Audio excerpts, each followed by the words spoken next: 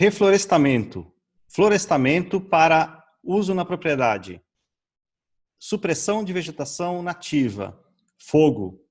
Estes são temas que queremos discutir um pouco com vocês agora, neste que é mais um vídeo que faz parte da estratégia de assistência técnica e extensão rural do projeto Bahia Produtiva. Plantar árvores. Plantar árvores em si guarda um sentido nobre, guarda um sentido até moral importante, não é? Então, neste cenário, né, de avanço de processos de degradação do solo, em muitas regiões até desertificação dos solos, o plantio de árvores se mostra como uma alternativa importante para a contenção desses processos de degradação e a restauração de condições ambientais mais favoráveis à vida do ser humano e à vida animal de modo geral. Bom, nas margens dos rios, nas margens de nascentes, nas áreas de preservação permanente, nos morros, áreas com declividade mais acentuada, o plantio de árvores se mostra uma necessidade na beira dos rios e das nascentes para se evitar o assoreamento dos rios, para que eles continuem correndo, né? Então, normalmente essas áreas são reflorestadas e é importante que elas se mantenham com a floresta em pé, com a vegetação do bioma, daquela região. Então, no caso específico do oeste da Bahia, nós temos ali a maior parte da região, a maior parte da região não, né? A região bastante marcada pela presença do cerrado, né, do bioma cerrado, e áreas de transição para a caatinga e também áreas de caatinga. Mas margem de rio é importante que fique preservado. Margem de nascente é importante que fique preservado. E caso na sua comunidade não esteja, é importante que se busque meios para fazer esse processo de reflorestamento, recomposição da vegetação original, nativa. Bom, como é que faz isso? Nós temos orientado os agentes comunitários rurais que observem a natureza e se atentem para as possibilidades de acesso a recursos locais para atuar nessa recomposição da vegetação. Uma estratégia que nós gostamos de sugerir é a da coleta de sementes.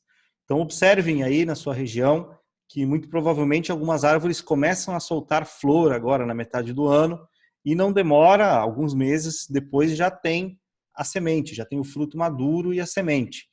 Na medida que vocês conseguirem coletar essa semente, vocês terão condições de produzir mudas ou espalhar essa semente nas áreas a serem recompostas com vegetação nativa.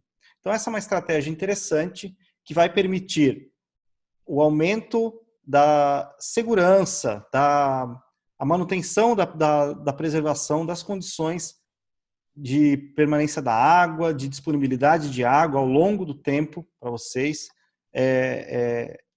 vai evitar o assoreamento das nascentes, o assoreamento dos rios, e isso significa impactos positivos na produção agrícola e na sobrevivência da comunidade ao longo do tempo. Bom, mas fora dessas áreas de preservação permanente, fora dessas áreas de margem de rio, como é que a gente pode aproveitar áreas que, de repente, não estão sendo usadas com outras culturas para plantar madeira, plantar árvore com fins de uso na propriedade? Uso para fazer uma cerca, uso para fazer a queima no fogão a lenha, para tocar os engenhos de rapadura, de fabricação da farinha de mandioca, né?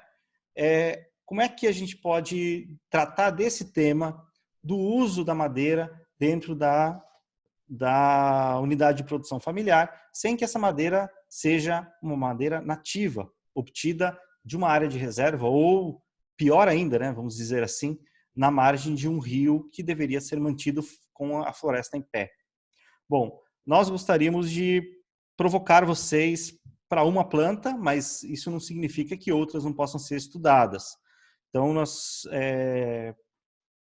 vamos colocar aqui uma possibilidade, e a partir dessa possibilidade vocês discutam com a prefeitura municipal, com outros atores aí locais, na medida em que puderem buscar apoio nesse sentido, ou tomem suas decisões também, né, individualmente, no plantio ou não desta planta. Mas a gente gostaria de conversar um pouco sobre o eucaliptus. O eucalipto, ele é muito conhecido dentro de uma perspectiva de monocultura. O que é uma monocultura? Você tem vastas áreas cultivadas com a mesma planta. Então, nessa condição de monocultura, nós acreditamos que ele tende a ser danoso para o solo, para a biodiversidade, né? E causar impactos possivelmente negativos para a pequena agricultura, né? Na medida em que vai espremendo aí a pequena produção, né? Em condições que se tornam inviáveis, né? Então, na medida que a gente pensa o eucalipto inserido dentro de um sistema diverso, ele deixa de ser um problema, né? Ele passa a ser uma possível solução. Uma solução, por quê? Bom, por que plantar eucalipto?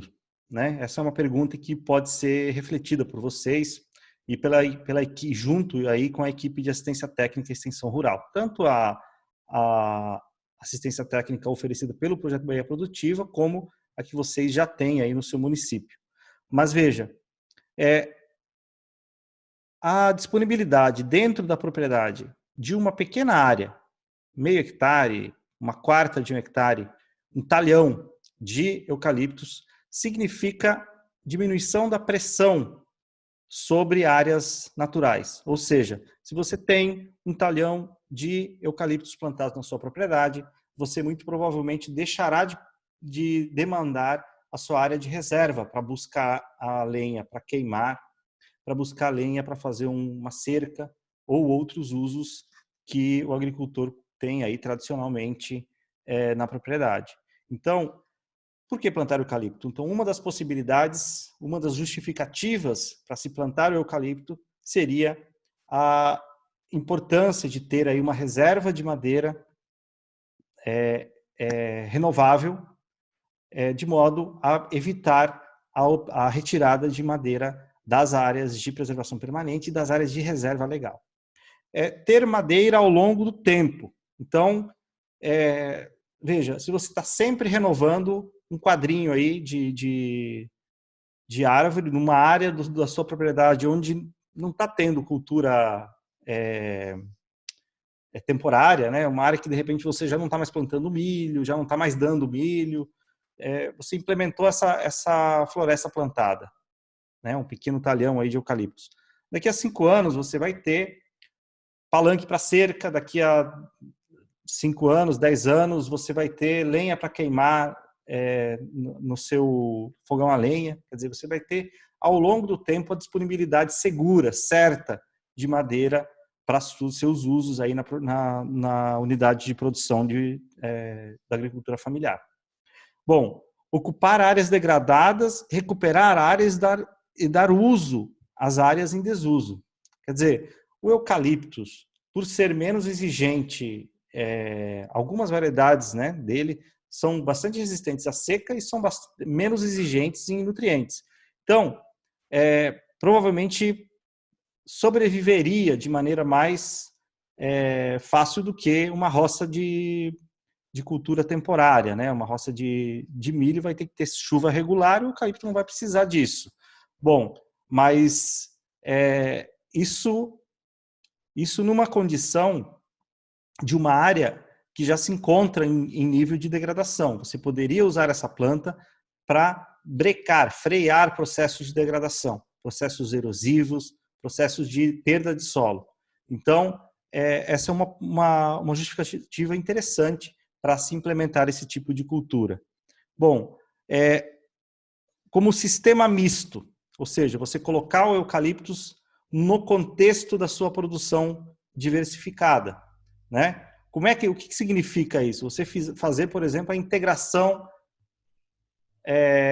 árvore, lavoura, pecuária. Você ter o eucaliptus não plantado sozinho, mas plantado de modo que você consiga cultivar as entre-ruas, você consiga ter ele num distanciamento favorável para permitir o cultivo de pastagem e fornecer, além de obter nessa área madeira, né? Além de obter dessa área a pastagem para a produção bovina ou outro tipo de produção animal, você também proporcionar para esses animais sombra, conforto térmico.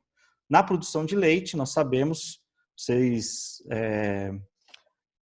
os produtores de leite que me ouvem já devem ter ouvido falar isso, mas assim, conforto térmico é um componente importante da produtividade do leite. Então, na medida que as vacas têm conforto térmico, têm sombra, né, numa região quente, como é o caso da região oeste da Bahia, você tem aumentos aí na produtividade, na quantidade de leite produzido apenas pelo fato de ter sombra ou não ter, né? Quer dizer, tem variação na produção a depender da exposição desse animal ao calor, né? E isso pode significar um elemento importante para tornar o seu sítio aí, tornar a sua área mais dinâmica, mais produtiva. Inicialmente, a gente não está em nenhum momento falando aqui em comercialização dessas árvores, mas também não deixa de ser uma alternativa. De todo modo, o principal argumento que nós queremos levantar aqui está relacionado à sustentabilidade, né? A recorrer a uma madeira produzida por vocês para uso na queima ou como madeira de cerca ou outros usos na construção rural que sejam aí interessantes. Bom, agora, essa discussão sobre eucaliptos, essa conversa sobre eucaliptos que a gente quis provocar aqui, eu quero complementar com uma fala de uma parceira nossa, colega que nós ouvimos no finalzinho de maio, em uma conversa virtual aqui, nesse ambiente virtual que nós criamos, né, dentro dessa estratégia de ATER emergencial, né, do Bahia Produtiva, em que nós conversamos um pouco sobre os desafios ambientais da região. E nós perguntamos à bióloga Daniele Barbosa o que ela achava dessa questão do uso do eucaliptos e também do que significa a supressão de madeira nativa, né? O que implica isso do ponto de vista ambiental e também de legislação. Então, nós vamos colocar aqui, ouvir aí a fala dela sobre isso. É importante que a gente tome em conta esses alertas, né, com relação à necessidade de um plano de manejo, de um cuidado com a legislação ambiental, né, no que se refere à retirada de madeira, supressão de madeira nativa aí da sua reserva legal, ou mesmo que não seja na reserva legal, mas qualquer madeira nativa que for retirada da sua propriedade, ela precisa estar autorizada, né, pela legislação vigente. Então, vamos ouvir aqui a fala da Daniela e depois eu retorno. Ótima provocação aí. Então, quando se fala no Código Florestal e essa parte de que você pode usar uma lenha para fazer madeira, é o que a gente sempre fala, né? Você pode, mas você tem que repor. Tem a parte da compensação ambiental. Aquilo que você tira, você tem que colocar. E, assim, a depender também, tem a questão das madeiras que são de leis, né? Que são essas madeiras que você não pode trabalhar com ela. E realmente, né, já limpou todo o perímetro que ele podia da área dele, ele tem ali seus 20%. Lembrando também, gente, que assim, a gente fala que tem que ter os 20%, mas toda atividade que vocês forem realizar dentro da área de vocês têm que procurar o órgão ambiental da cidade, porque, inclusive, para fazer essa limpeza da área, você tem sua área, você tem 80% que você pode trabalhar nessa área. Não significa que você pode chegar e fazer o manejo de qualquer forma. Se você for ter que limpar a sua área, você precisa da autorização de supressão de vegetação. Você vai obter ou no órgão ambiental local do município, ou você vai obter ele através, pelo INEMA, né, que é o Instituto Estadual de Meio Ambiente, precisa-se dessa autorização, não pode ser feito desmatamento de qualquer forma, porque se você desmatar sem essa autorização, você está cometendo um crime ambiental, sua área ela pode ser embargada, pode ser multada. É muito importante a gente passar esse tipo de orientação, porque, assim, muitas das vezes as pessoas já têm um pedacinho de terra, mas é só 1 hectare, mas 1 hectare dá problema, né? Então, é interessante pensar nisso, sim, eu acho muito interessante essa parte de ter um espaço, eu acho que a própria comunidade em si, ela pode pensar em obter uma área ali que ela já esteja degradada, né?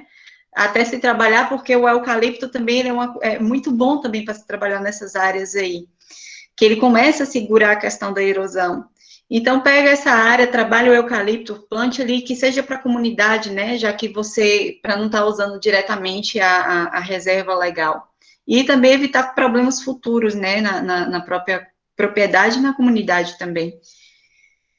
Bom, como vocês puderam ver, como vocês puderam perceber, a supressão de vegetação nativa implica em riscos aí de ferir, né? De ferir o Código Florestal, de ferir a legislação ambiental. Então, é muito importante que qualquer iniciativa de supressão de vegetação, né?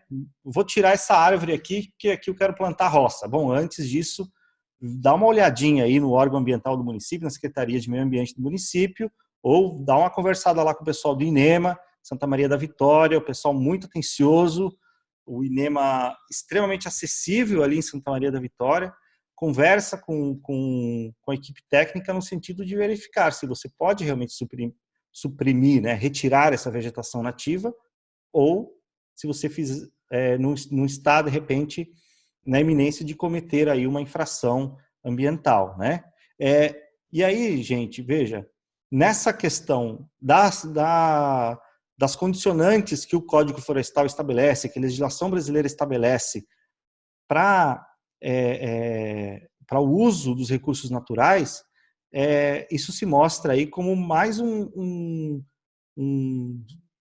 justificativa, né, para que vocês pensem a possibilidade de plantar árvore e não suprimir árvore, né?